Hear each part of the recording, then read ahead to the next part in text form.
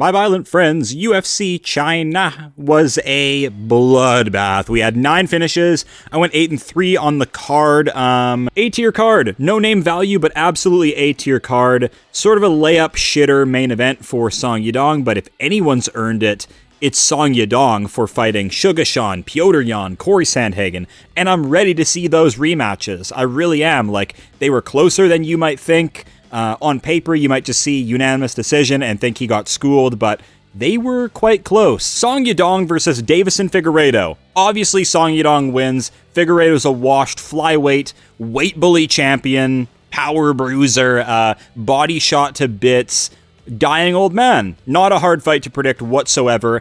I had Song Yadong by KO. I don't think anybody on MMA YouTube had Song Yadong by submission. Song Yadong got the calf kicks going. Deiveson Figueiredo wants some wrestling, shoots a telegraph takedown right into a guillotine. Literally like shit you would see on like the regional scene, like amateur type day one beginner shit. Seriously, what a fucking waste of a main event. Song Yadong, no issues with it, right? Song Yadong is amazing in 5-round fights, but Deiveson Figueiredo is like, what were the UFC matchmakers thinking? I mean, it was kind of a layup for Song Yadong. I think they like him and they want him to grow. He's only 28 years old and he's fought literally everybody at bantamweight. So here's a hot take, but I think Song Yadong goes on to be bantamweight champion. After, Sugar Sean, makes too much money and he dips out of the sport, when Petr Yan's too old anymore and he retires, Song Yadong might just be running this damn thing come like 2030 if we're still a species by then. Get Deiveson Figueiredo out of the UFC. I called it in predictions. I've always had a great read on Deiveson.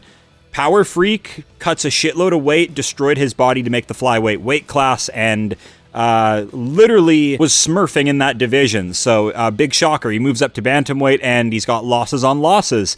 Song Yadong literally just landed a few low kicks. Deiveson Figueiredo shoots the shot, and that patented Team Alpha Male guillotine is waiting for him. It's like Uriah Faber it's like he was hooked up to a video game controller controlling Song Yadong, because, he's their gem at that gym. He's been with them since he's been in the UFC since fucking 19 years old. We were all, useless when we were 19 years old. Song Yadong is a young veteran, fights to make next. We need to see Song Yadong, Corey Sandhagen 2. That fight was ended by a really nasty eyebrow cut, and I think on the judges' scorecards it was 2-2 going into the 5th round. So that just shows how game Song Yadong really is. And the bantamweight division is sort of up in arms right now. You have Merab with a smashed nose. Who knows when he's going to be back? And Petr Yan, I think, is waiting to see the outcome of Sugar Sean,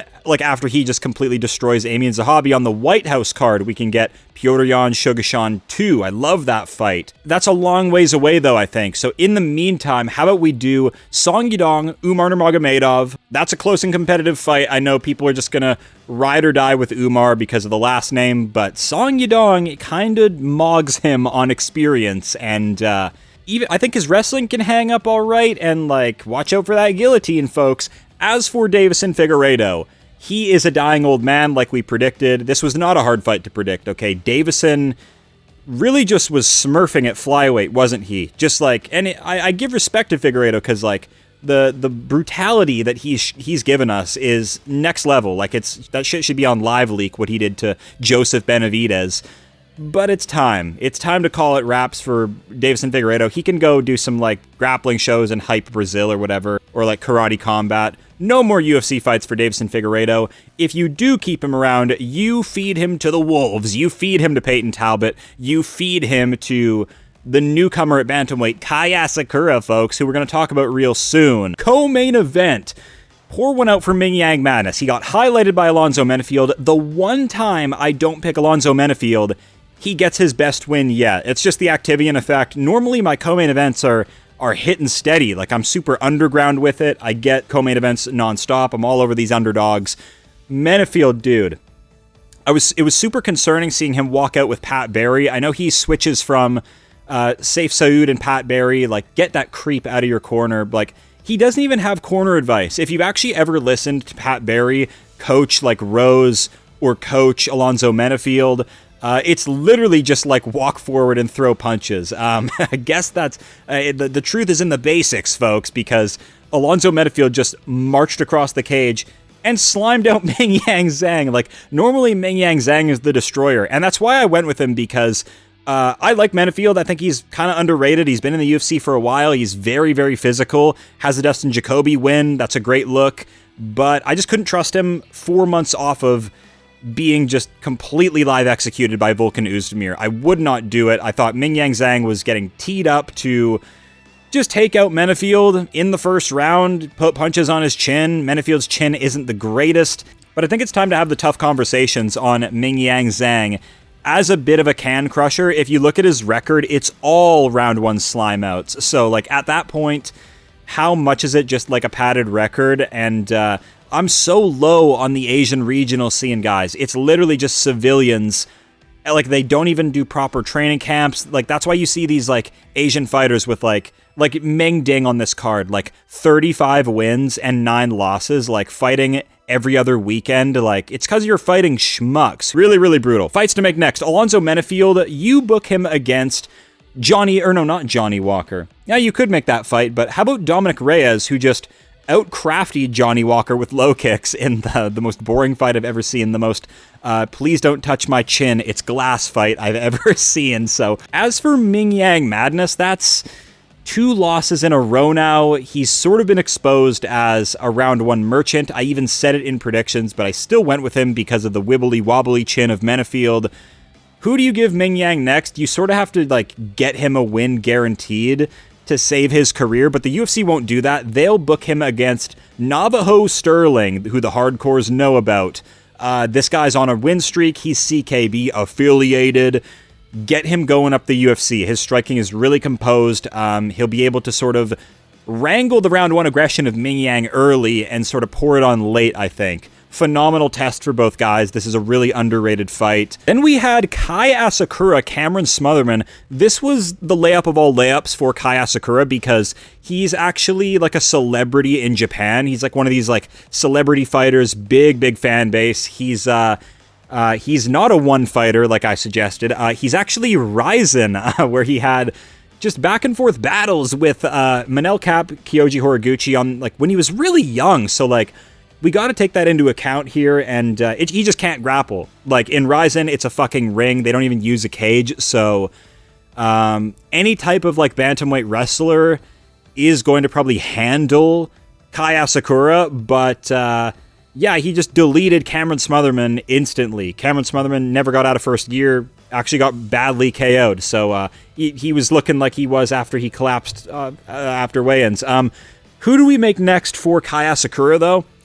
The UFC will fast track him 100%. He's got the fan base. He will be allowed to skip like all these dangerous tests. Who he should be given and fed to is Raoni Barcelos, 100%. You know, the prospect destroyer. The UFC won't do that. They'll probably give him Davison Figueiredo, who just showed to be beyond washed. So, yeah, I don't know. I think Kai Asakura is going to get some layups now to sort of wipe away those first like early losses that he took. Like, how are you being outstrengthed by Tim Elliott, who has like a trailer park crackhead physique? Really, really worrying there. I think any solid bantamweight wrestler can sort of handle Asakura, but striking matchups, he's a demon, okay? He actually has really good power, really good speed. He looked like the fastest bantamweight out there. As for Smotherman, I'm not going to matchmake him. He just got slimed out. Look, Destroyer Pavlovich is back, and I thought he'd get this fight done by decision because, you know, Aspinall sort of did him dirty, killed his confidence, and then he had to fight Volkov, who was like his best friend, who like destroyed him. I thought he'd get through this with a decision and make it pretty, but no. Round 1 destruction over Taliesin Teixeira, who has no business being in there with Pavlovich. He has an 8-1 record. Pavlovich is like, he's been in the game for like a decade. Like, the UFC just does this because they recognize that the heavyweight division is dying. It's the worst it's ever been, and they're just trying to manufacture young stars. Like, Taliesin Teixeira is like 25, 26, so the matchmakers see that and they go, we gotta fast track this kid. They shouldn't have done this. I think Taliesin Teixeira shouldn't have even accepted this fight because he just got his lifespan shortened brutally Not really. It was sort of another weird stoppage where he got back to his feet, but like, fucking dumbass matchmaking, dude. Good win for Pavlovich. Glad to see him back to his winning ways. Pavlovich, who do we give him next? I want to see Pavlovich, Josh Hokett, just because I think the style matchup is phenomenal. Sort of this America wrestler guy, bad-mouthed sort of Chael Sonnen character in Josh Hokett versus the cold, stoic Sergei Pavlovich with the lunchbox fists. His punch power is fucking insane.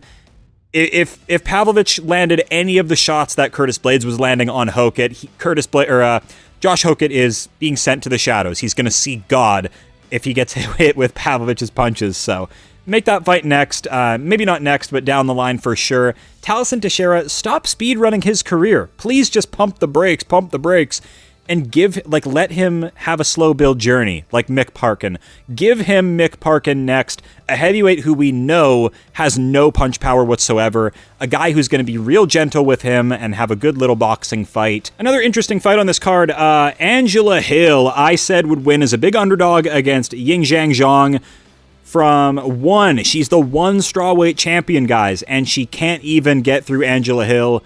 Levels to this game. I wasn't fooled by the 19-2 record because Yingjiang Zhang is just smashing up on women with no skill, and the broadcasters are like, "Oh my God, she's a destroyer of worlds." Yingjiang, she's just fighting nobodies. She's fighting part-timers. Give her Angela Hill. Hill just 30-27'd her with absolute striking ease. Atta girl. We said in the build-up as well, Angela Hill's record full of robberies. This is common knowledge. Her record should be 25-7, but instead it's this ugly mess.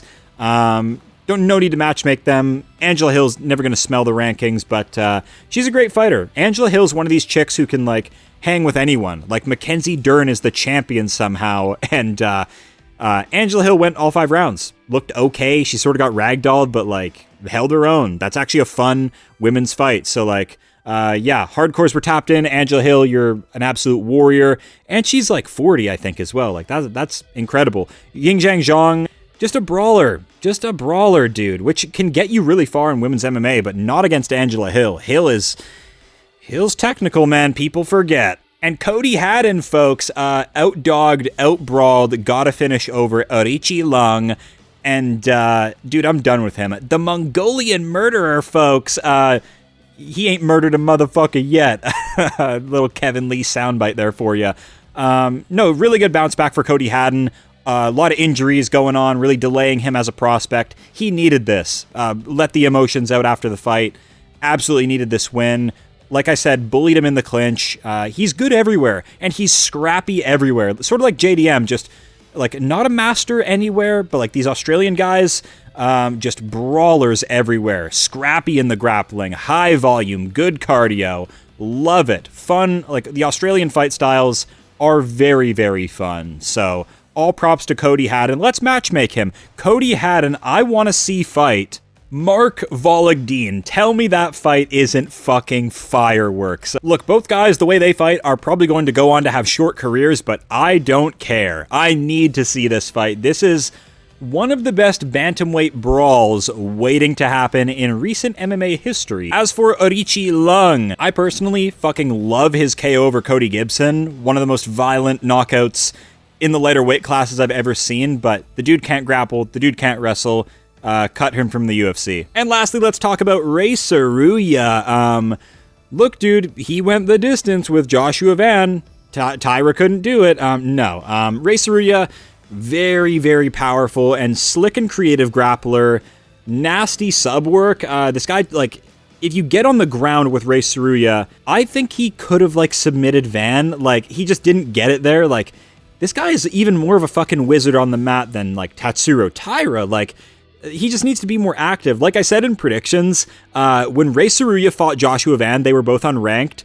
That was Rei Tsuruya's last fight, and since then, Joshua Van became the fucking champion. So, Rei Tsuruya, can you just, get more active in your career and, please be something? Because I love watching you grapple. Rei Tsuruya, really solid takedowns, destroyed Louis Gurule, who was super salty after he lost because it was, instantly in the first round.